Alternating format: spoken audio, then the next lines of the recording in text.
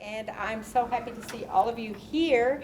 And I think it's so lucky, not to the people who are watching at home, but to those of you who came in person, that we have real Tibetan tea and hapse for you to sample at the end of the program. So I'm just here to introduce my friend and someone I really admire is Kelsang Kunor. And I myself was interested in Tibetan culture, and I was doing some writing, and I needed an expert, so I found Kelsang Kunor, and he told me everything I needed to know about his personal story and where he came from and what he's done in Madison. I think it's a really remarkable story, and it actually parallels. We don't have His Holiness the Dalai Lama here to talk to us today, but we have a man whose path is parallel from leaving Tibet to the life of a refugee and all that you have to go through. Not just one simple thing, but many different landings. And lucky for us, he landed in this area in Madison, Wisconsin. And like His Holiness the Dalai Lama, his life outside of Tibet became something that it would have been different than if he had stayed in Tibet. And what he's done in Madison, I think, is really remarkable, and he will tell you about it. So let's give a warm welcome Okay. to you, and Thank so you. happy that you can be with us today. Okay, thank you. So, Tashi Dilek, good afternoon, and thank you for coming. So, I'm here today to talk about my book, on my Tibetan heritage and journey in exile. And I would like to thank the Oregon Public Library for hosting this event. So this is the book. The book has 6 chapters and also has an appendix and then also glossary of Tibetan terms. So the building on the cover page is the Potala Palace, the seat of the Tibetan government in Tibet, and also the Winter Palace of the Dalai Lamas. This building was built in 7th century by the Tibetan Emperor Songtsen Gampo. And the picture in the circle is my wife and me in 1984. So my name is Kelsang Kunor. I was born in Tibet, and I'm a Tibetan.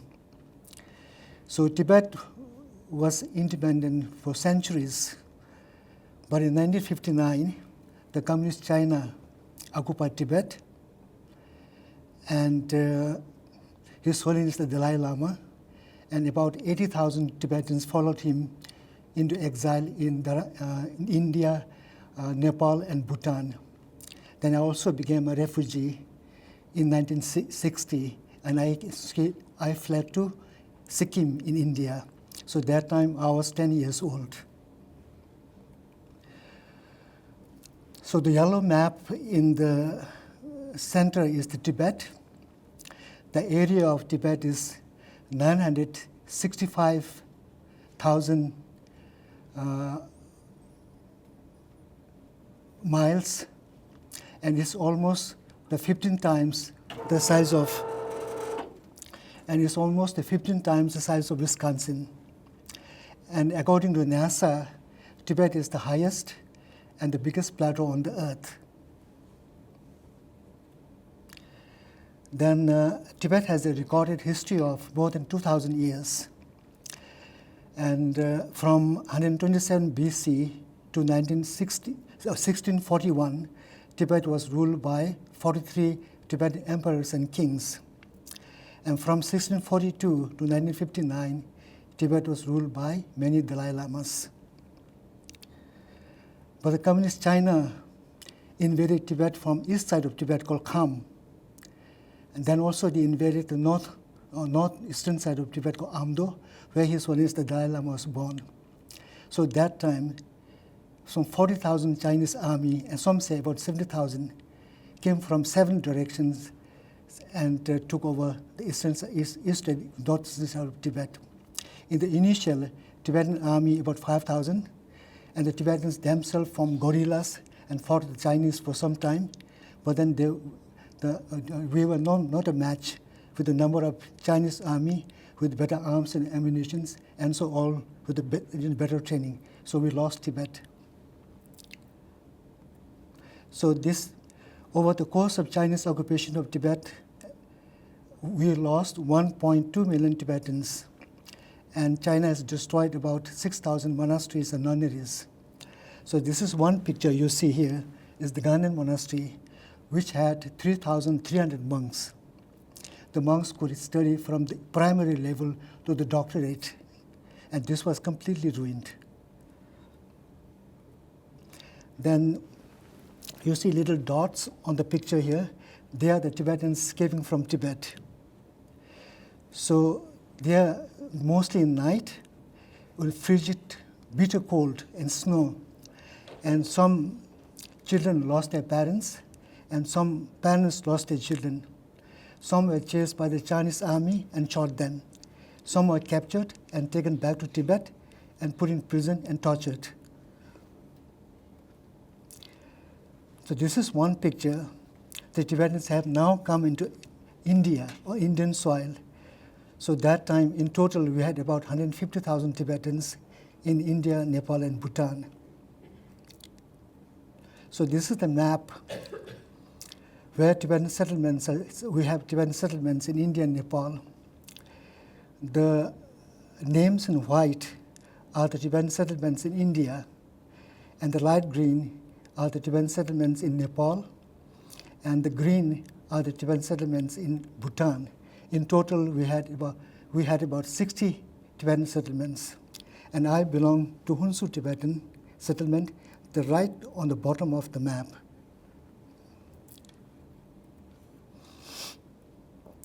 So till 1992, almost all the Tibetans were in India, Nepal, and Bhutan.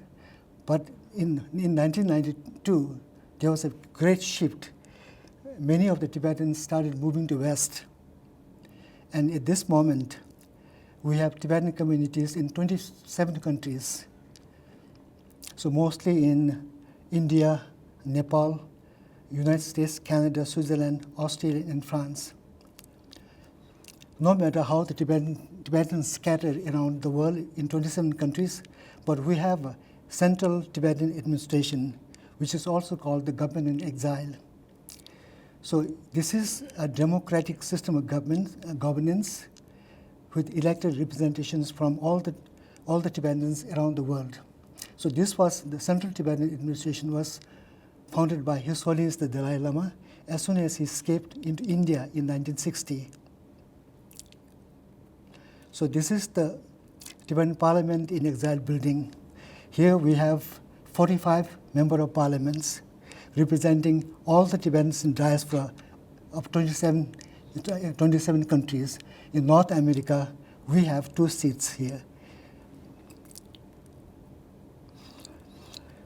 So my book was actually started with the story of my father and also my own childhood impressions, and also the stories told me by my relatives and other people. So the picture on the right is my father in Hunsur Tibetan settlement in 1970s. The sketch on the right is my home place. It's called Badur, but it's in Khamba village in Tibet. So the tall building that you see is my house, and the other buildings, other small buildings are neighbors. And the places around, there are 6 big valleys. They all we released for our cattle. So, as I told you before, I am from Khamba village. I was born in 1950 to Khamba village in Tsang area of Tibet, in Uzang province. So my family name was Shungdok Kuker. So I am the 5th generation in my family, and I have all the names of the family from the beginning to 5th me, then my sons, the 6th, then grandsons, the 7th. You'll find in the book, there's a family tree. So it was 1956. There was a smallpox epidemic in Tibet. So I lost my mother and my two sisters. So I was basically brought up by my grandmother. So in Tibet, our livelihood was rearing cattle. We had about 2,000 sheep, 125 yaks, about 150 goat. And also my parents went on business to 3 locations. One was called Dongze. There my father went with about 30 yaks, fully loaded with the goods for sale. And there's another area called Shalu, where my father went with about 70 yaks, also with most of the same commodities for sale. So third business trip was to Phari. Phari is the highest town in Tibet, and most probably is the highest town in the world itself. So there we got modern things like, the things we brought from India, those things were available in Phari. So I lived in 2 and partial 3-story building. So we had many cultural and religious celebrations in Tibet. The most popular one is Losar, the Tibetan New Year. So the picture you see on the top, these are the items we must have to celebrate the Tibetan New Year. But this is not exactly that we had in Tibet. Most probably it was more larger than this one. This is the picture I found on the internet, and just to show you this. Then you also see some cups, traditional Tibetan cups. So these are related to my father's story. When we were in Tibet, while celebrating the Losar, the Tibetan New Year, my father used to put away all the ordinary cups and used to replace them with the traditional cups like this during the Losar. So these are expensive. Some are, yeah. The another celebration was sheep shearing. We had about 2,000 sheep. So those sheep were shared in 2 groups. One was called Pache, the big shearing. Another one is called Pechung, the small shearing. Before the shearing took place, there was a ceremony to honor the sheep. So that's. Then I lost my country, Tibet, in 1959 with the Chinese occupation. And as I told before, His Holiness the Dalai Lama and many thousands of Tibetans escaped to India in exile, India, Nepal, and Bhutan exile. So in our village, the Chinese army came in 1960. Although Tibet was occupied in 1959, so that time I vividly remember about 100 Chinese army came to our area and they encamped on our campus. So that was the first time me or my family or anyone in the village ever saw a Chinese person. First, the Chinese were very good to us. They've invited the lamas, the village leaders, the rich in the area for dinners, lunch parties, and some meetings. But then these things did not last long. Soon they started arresting the people. They arrested Lama Shere, a high lama in our area, and he was tortured. And I have described in the book, I have no time to tell all the details.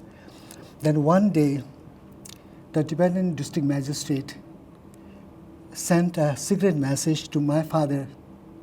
Since Lama Shere has been arrested, the next is my grandfather or my father. So leave as soon as possible. So on that message, we made preparations, and then we left Tibet, leaving everything behind. And you'll find many details in the book. So you see in the picture, the left, this is Khampa Dzong, where the Tibetan district magistrate's office was there. So we got the secret message from there. So we crossed this mountain. This mountain is called Mount Kanchenjunga, the 3rd highest mountain in the world. So we had to cross this mountain to escape to Sikkim. Then finally we came to Sikkim. There you see a tiny dot, small one, on the top of the map. So that is Sikkim, where we landed first. So with this, my family and many Tibetans' life in exile started. So we were in India from 1960 to 1996 for 36 years. But before that, early in life, we landed in Sikkim. So in Sikkim, from 1960 to 1973, we stayed 13 years. But our first destination from Tibet was a small village in Sikkim. It was called Pelang. So my family and many Tibetans, their livelihood was on road building. They built a lot of roads, and they had to move constantly from one place to another as the roads are completed. So they lived in, this tents, huts, looking like something like a slum, and they have to move so many times. And that time, there was a small village school, a Nepali medium school. So I went to that school. So I was the only Tibetan in that school. So when I first went to the school, they put me in kindergarten, although I was 10 years old. I did not know Nepali, I did not know English, anything, no language, nothing. So when I landed in the classroom, I just looked around. I saw all the students. None of them were wearing shoes. They were all barefooted, and they were poorly dressed. Since I was from a rich family from Tibet, I was in shirt, pants, and the leather shoes. And I just felt so awkward. I wasn't the one among them. Then there was a recess. All the students were out on the ground. Again, the same thing. None of the kids were wearing shoes. They were all barefooted, very poorly dressed. I was almost the headmaster, except the necktie. So I felt very embarrassed. But as the time went on, I also took off my shoes. I folded my pants up, and I started walking barefoot. But walking barefoot is not a Tibetan tradition. But my aunt and family members, they made me to wear shoes, but I couldn't wear shoes in the school. So what I did, I walked about 3 miles to the school. Later on, when my family was moved to another area, about 6 miles, I walked to and fro the school. So I hid my shoes under a tree, way to the school, and went barefooted. And coming home, I picked up, then I put it on to show this aunt and others that I'm wearing the shoes So that way went on. So again, my parents had to move to another place. And there I went to a Tibetan medium boarding school. Now Nepali medium is changed to a Tibetan medium. So that was a boarding school. So again, on my first day of the school, in the classroom, there were 3 really rough-looking students. They bullied the other kids. One took a scale and hit on the head of every student, and they all kept quiet. Then they saw me, the newcomer. So, he bullied me as well. So you read in the book, I was bullied 3 times by those students. And then when I was in 4th grade, the head lama, who's in charge of the hostel, asked me to take the place of the senior school captain. And he said, there was some problem with the senior school captain. So he was dismissed, and I was put in his place. Then the first thing we did was to improve the hostel food. The food was, I don't know how to say it, the breakfast, you used to give a palm of, in Nepali they call chura, it's a flattened rice. Often you see red bugs coming through your fingers and also crawling on your palm. But then we had to dusted off the bugs and ate them. There was no alternative. So that way, many kids were malnourished and also had very little medical facilities.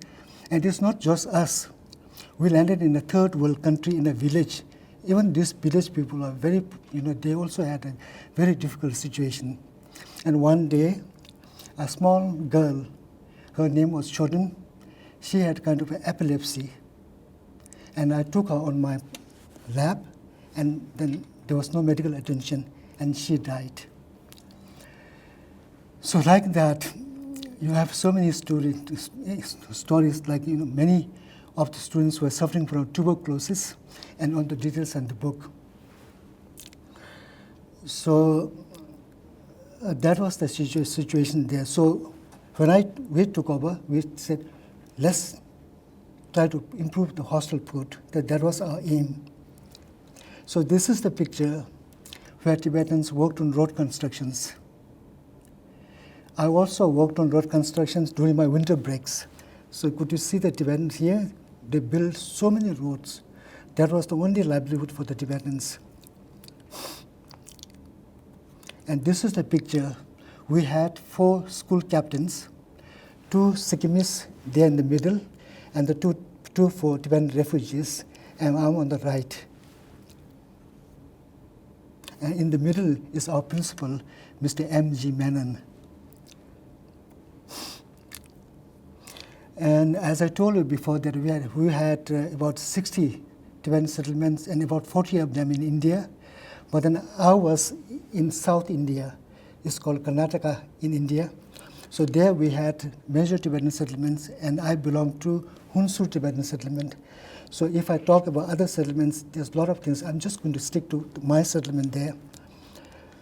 So my parents left to Hunsur Tibetan settlement in 1972. So that time I was in 10th grade. During those times, the high school graduations were not 12, but 11 years. But there was 1 year left for me to. So my parents, my grandma and father said, leave school and come with them to go to India.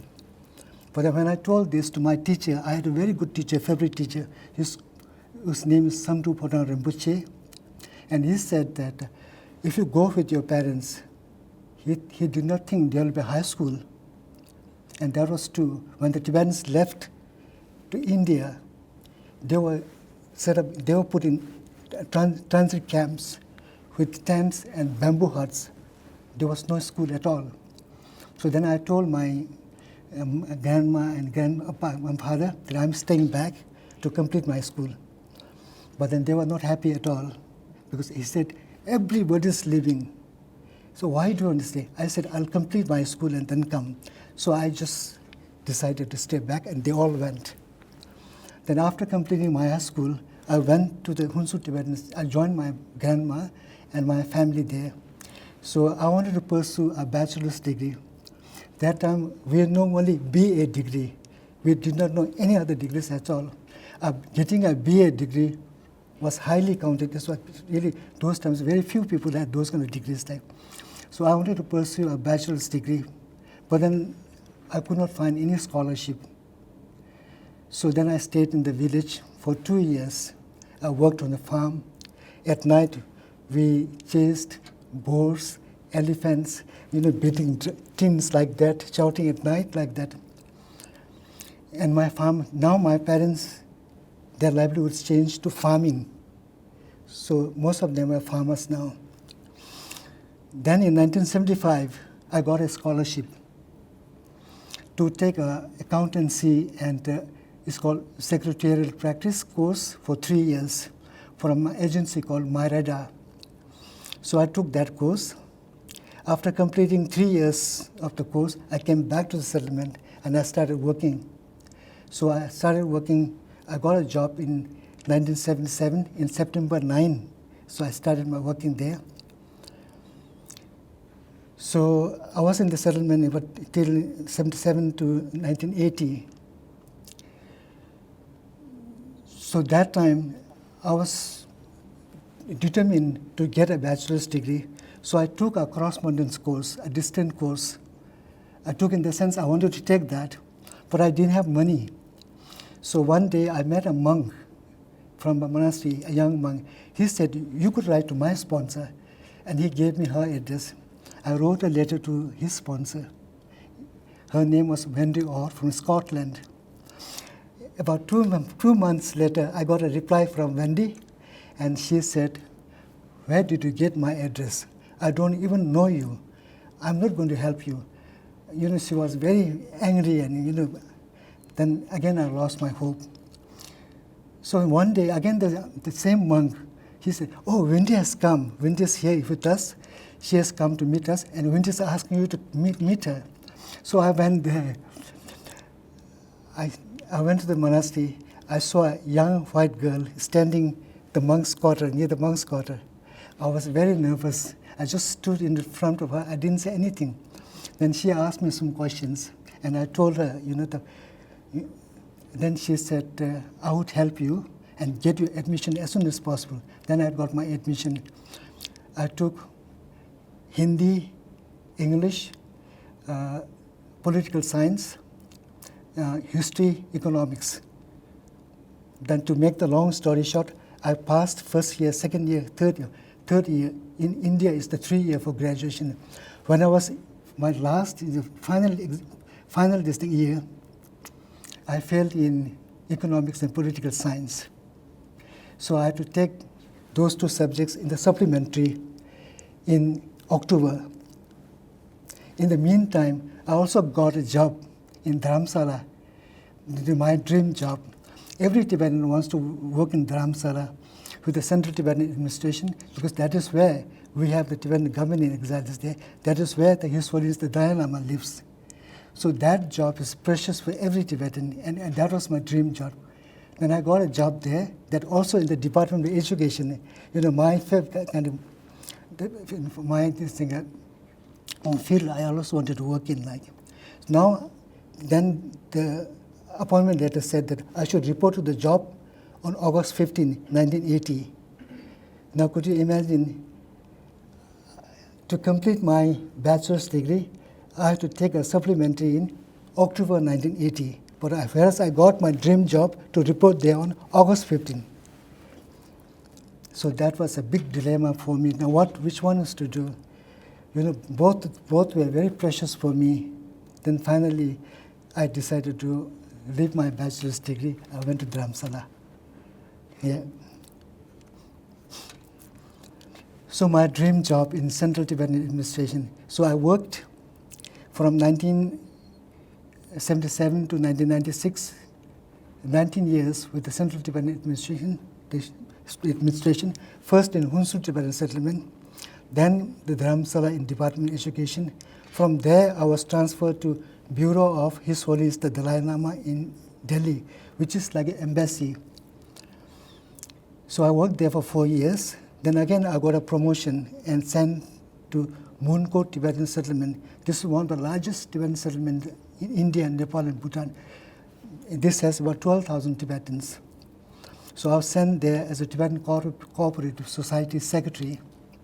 So while working there, I don't know, again, most probably I did well. I was promoted again to the settlement officers, to the position of the settlement officer, in charge of the whole settlement. So I worked there until I came to the United States in 1996. But I have a story. I also have many stories. You'll find so many small stories like that. But one story I would like to tell here. While I was working in Delhi in Bureau of His Holiness Dalai Lama in Delhi, so His Holiness traveled abroad often. So during one of His Holiness travel from abroad to New Delhi, so our staff were assigned to different duties. Like I was normally assigned to His Holiness the Dalai Lama's hotel room. So His Holiness the Dalai Lama's plane was delayed. So I was with the Indian security officials. So we were just chatting there. Then one of the security officers just looked at me like this and said, "How much do you get per month? What's your salary?" Then I said, "I get 800 rupees a month." That was true. And 800 rupees is about $67 that time. Then he just looked at me and said, "You must be doing something really wrong. Dressed up so well, just with 800 rupees a month. Whereas I get 2,000 rupees a month. I can't dress up like you." So I said, "Do you know in Delhi, the Sunday market, where you get used clothing sales market, we can buy used clothing there." Then I said, "I paid 75 rupees for this nice navy blue jacket and my matching pants and shirts.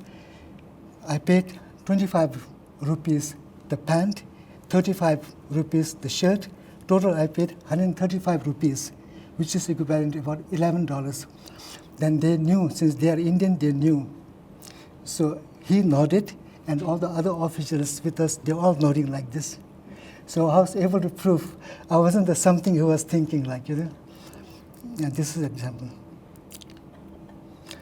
Then the picture in the left is when I was working in the Bureau of His Holiness the Dalai Lama in Delhi.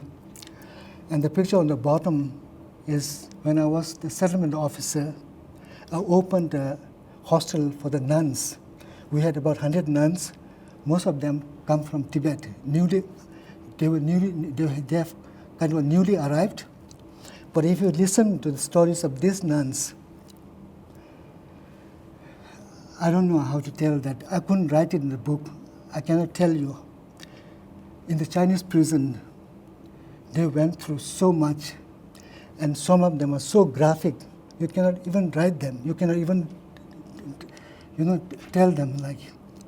So there I opened a hostel for the nuns there.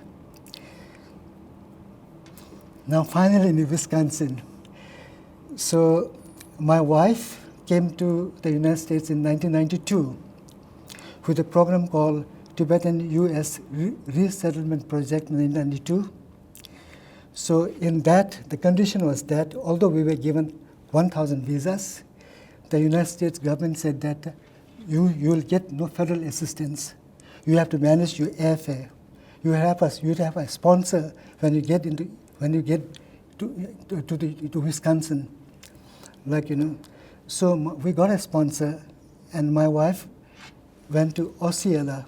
It's about 5 miles from a small village.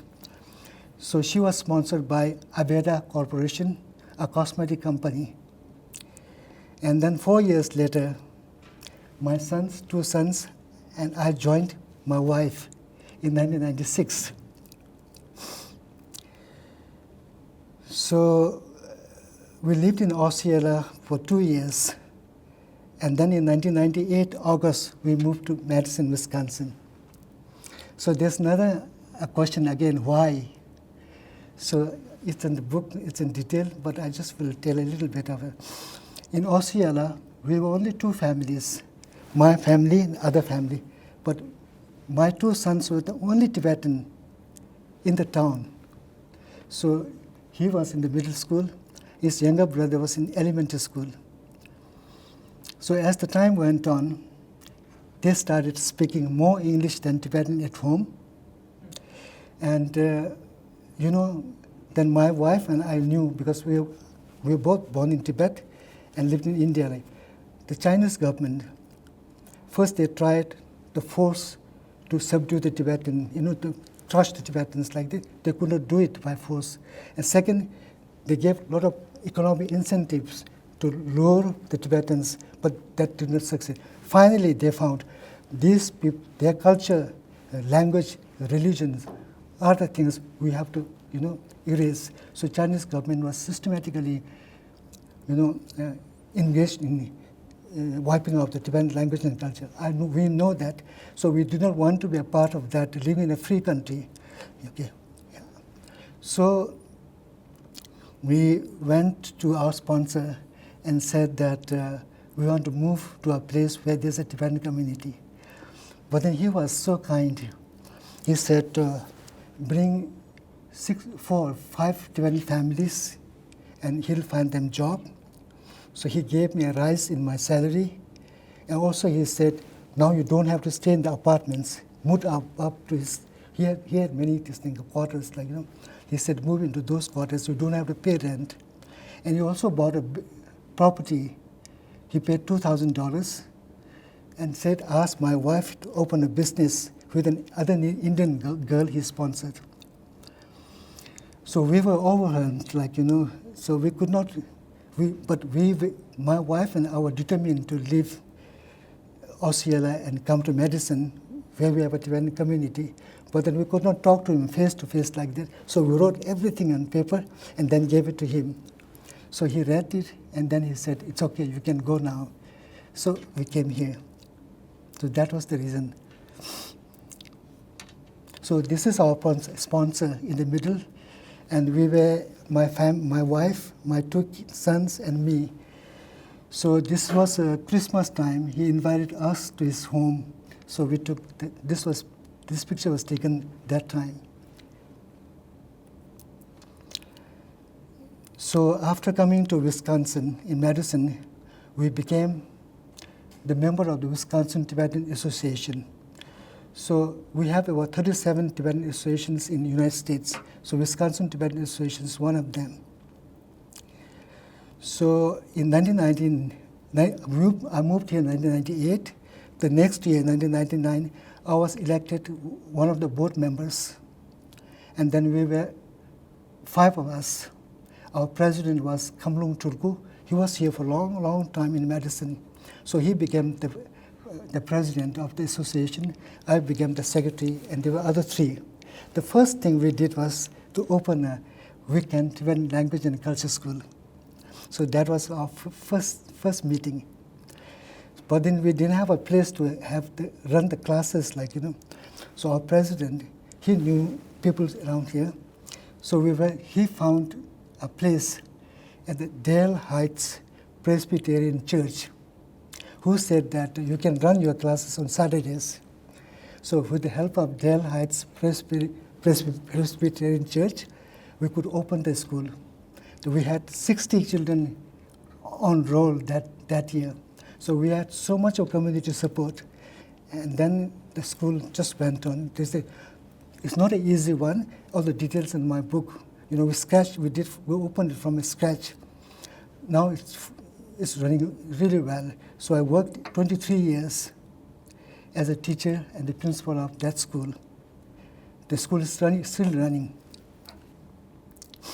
Oh, sorry.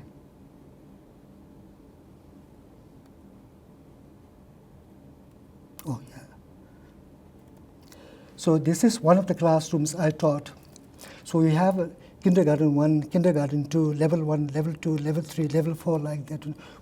We had to put the kids in the levels, not with age. We put them with the Tibetan language standards, So this was level 4 students I was teaching. This was in 2015. So it was not just me. We were 5 Tibetan language teachers and also a Tibetan dance and music teacher. So this is a group picture that we were teaching in 2015. So this is in the Dale Heights Presbyterian Church. The church let us run the school for 21 years until we found a property of our own. Then this is our students singing Tibetan National Anthem, American National Anthem, and performing Tibetan cultural programs, all the events held by the Wisconsin Tibetan Association. This was on Saturdays during our school, the morning prayer, morning assembly. Then from 2000 to 2021, I worked as a Tibetan bilingual research specialist for the Madison Metropolitan School District. So that time I was helping the Tibetan-speaking students. But in 2009, the Bhutanese refugees started coming to Wisconsin. In Madison, a bunch of them came. The first student, he was Raj. He came to West High School. I worked at West High School about 14 years.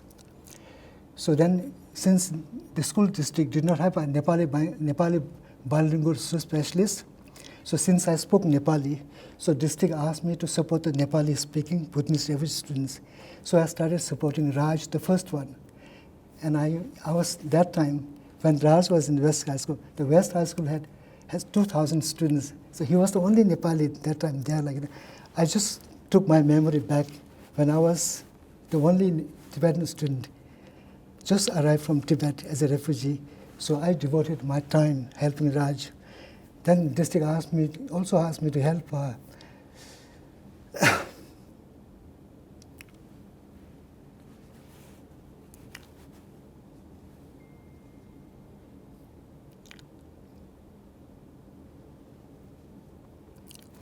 so other students as well. So I helped all the other students as well. So we formed a Nepali Himalayan club for these students there.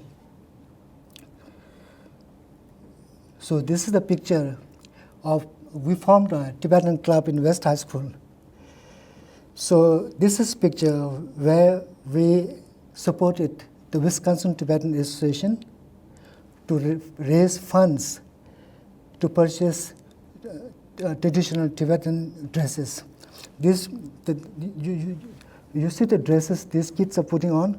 Those all we borrowed from the parents in Wisconsin. We did not have our own, So this way, sometimes some of the dresses were precious, very precious, and we were scared of either tearing them or wrinkling them or maybe losing them. So we said that we should have our own. So we helped with Wisconsin Tibetan Association to raise funds. Then this is a group of Bhutanese students I was helping in the classroom. So I also formed a Himalayan club for these students. So I worked with these students about 5 years with no other distinct benefits, just being myself a Tibetan bilingual resource specialist. So last time when we met a presentation at the Sequoia Library, and some of the audience asked me why China is so interested about Tibet. Why did China took over Tibet? Why China invaded Tibet? What's it there in Tibet that Chinese government is so interested? So that's why we put on these 2 slides. Since we have time, I'm going to just go through. Tibet is also called the roof of the world in the beginning by the frontier outpost in 1906. Then later on, Westerners also started calling Tibet the roof of the world. You could read here the average elevation and everything's here. Then also I told before, according to NASA, Tibetan plateau is the largest and highest plateau on the earth. Then also the population, I've just told before, so total area of Tibet is 2.5 million square kilometers. Tibet is 10 times the size of UK, 18 times the size of Japan, 30 times the size of Australia, and Tibetan population was 6 million in 1959. Then Tibet is also called the third pole, apart from the two other poles, by the environmental scientists. So Tibet has about 46,000 glaciers and the largest reservoir of permafrost. And the Asians call Tibet the water tower of Asia. So Tibet had 7 major rivers following to India, Bangladesh, Pakistan, Nepal, even China. The Mekong River, Yellow River in China, they are from Tibet. Then in India, the Ganges, in the Brahmaputra, most the major rivers are from Tibet. In South Asian countries, all the rivers come from Tibet. So total over 1.8 billion people in these densely populated countries are fed they get fresh water from Tibet. Then Tibet also has very rich mineral resources.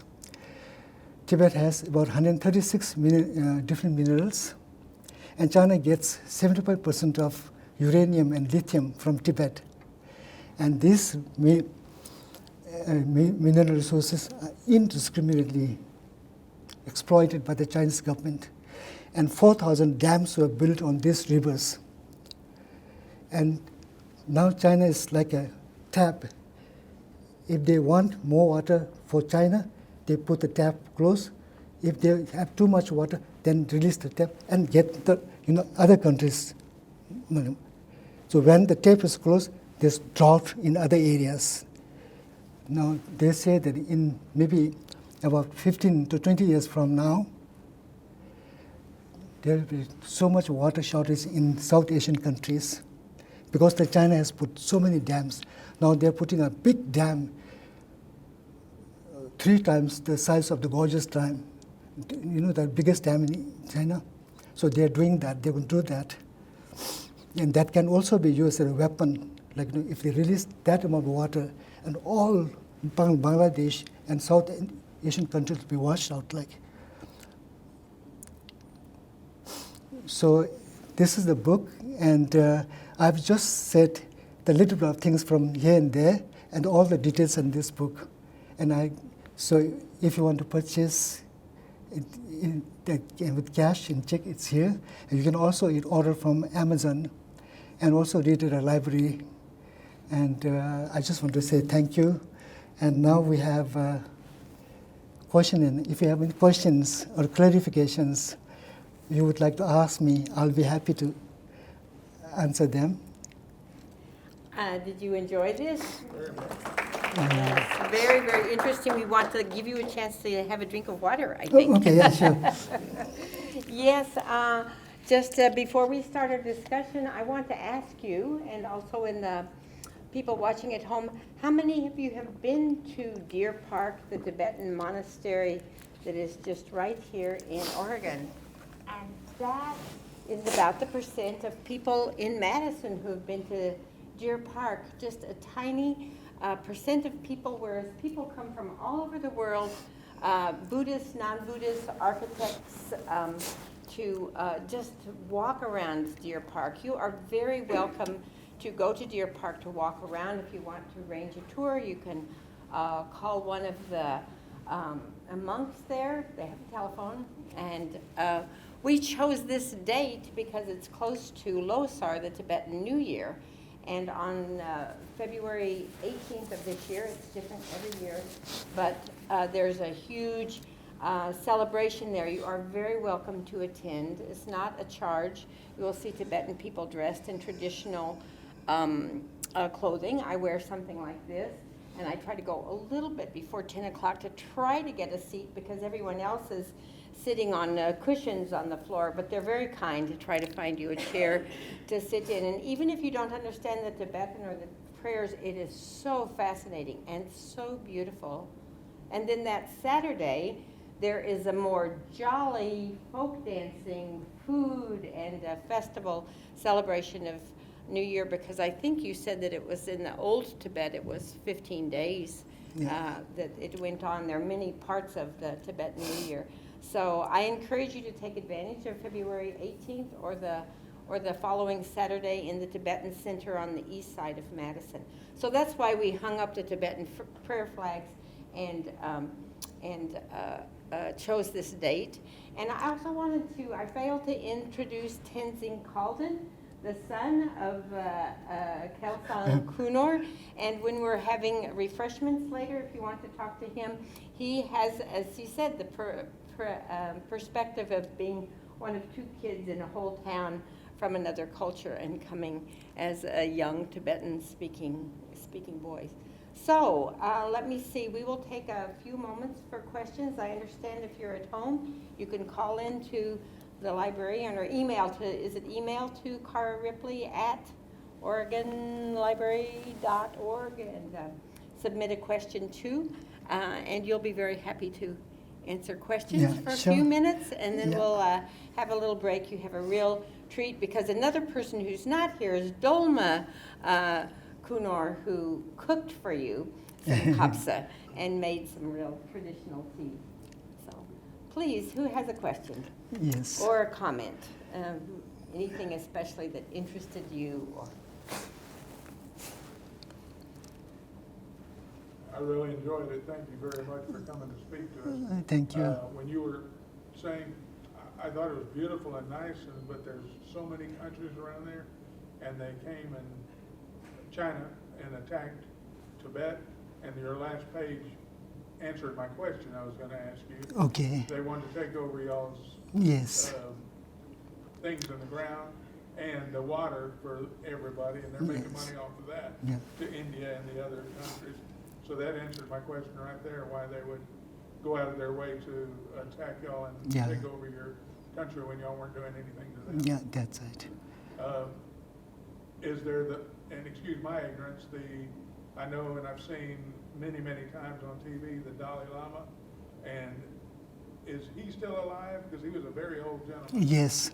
And do they have a young person to take his place whenever he's not here anymore? Yeah, that's right. The Dalai Lama is only 90 years old now, this year. So I've written a chapter on reincarnation.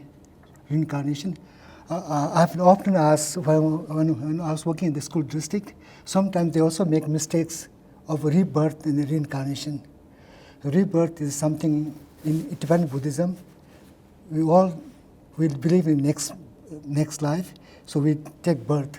But reincarnation is something they choose, even if they have the capacity to be enlightened, but they chose to come as a human being to,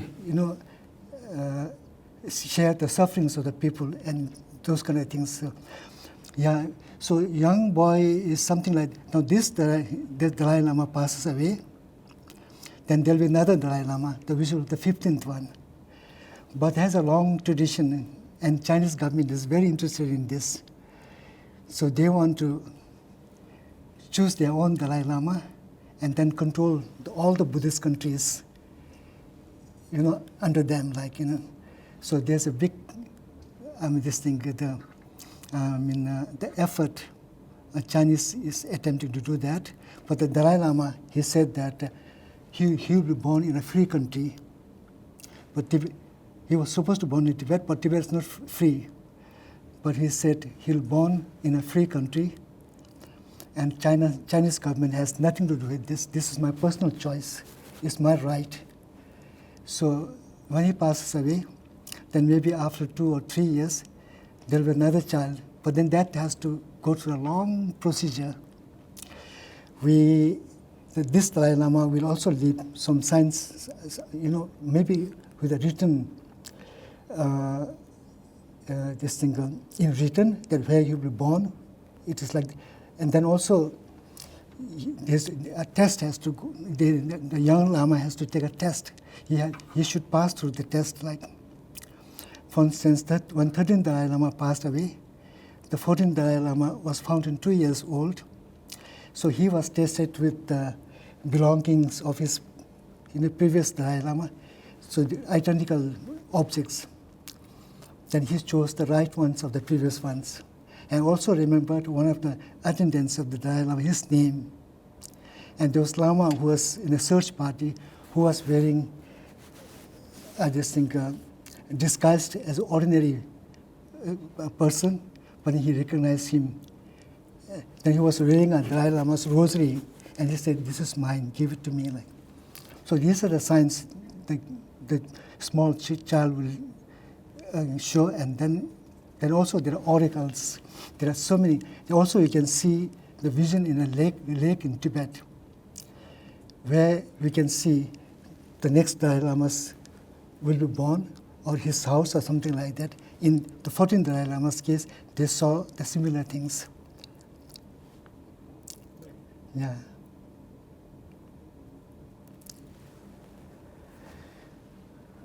How would you advise Westerners that want to go to the Himalayan region to practice Buddhism? How can we, integrate properly with the culture? Yes. Now, almost all the monasteries. Yeah. The question was, how do Westerners best integrate into the culture in the Himalayan region if they want to go to practice Buddhism? Yeah.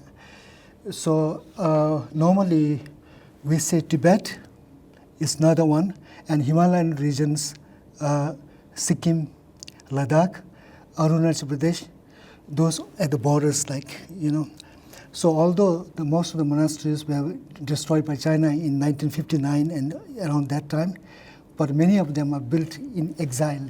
For instance, in Karnataka state, where my family is there, we built all the monasteries, those who destroyed in Tibet, built again. And many of the monks, the students from Himalayan regions, they come there and study. And also we have many Buddhist centers here in the United States, and as well as in other areas as well. For instance, one is a Deer Park. They have also Buddhist teachings on the weekdays or weekends or something like that. So we could also study Buddhism these areas. Yeah. Yeah, thank you. Yours?